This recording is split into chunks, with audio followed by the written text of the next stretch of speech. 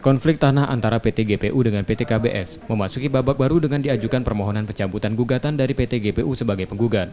Permohonan pencabutan gugatan diajukan penggugat beberapa hari sebelum sidang kedua dengan agenda jawaban gugatan dari tergugat. Permohonan itu tertuang dalam jadwal persidangan di Pengadilan Negeri Kelas 1A Palembang.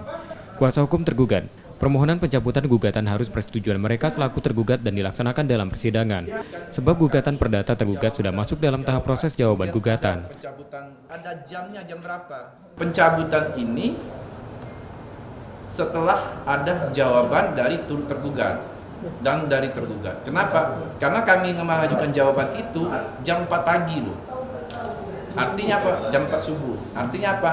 Persepsi hukum kami bahwa pencabutan gugatan dari PT Corby, dari penggugat itu haruslah persetujuan dari tergugat dan turut tergugat. Karena itulah demi hukum kami mohon dan meminta kepada majelis untuk melanjutkan perkara ini. Kenapa? Kami keberatan gugatan ini dicabut dan kami mohon demi kepastian hukum perkara ini dilanjutkan biar terang siapa benar, siapa yang salah.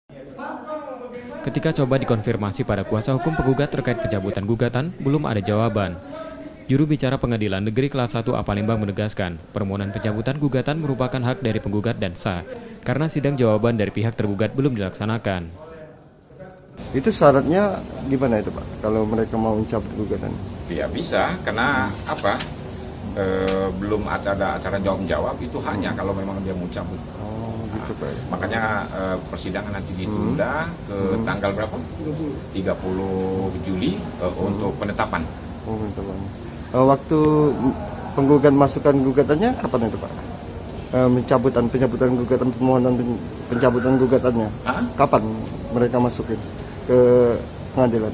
Penggugat 14 Juli. 14 Juli ya Pak. Dan nanti ditetapkan pada tanggal 30 di sidang. Oh, di sidang. Berarti dua pihak dipanggil lagi. Sebelumnya sidang konflik lahan antar dua perusahaan ini sudah digelar pertama di Pengadilan Negeri Kelas 1A Palembang. Yudi Kiswanto, Kompas TV, Palembang.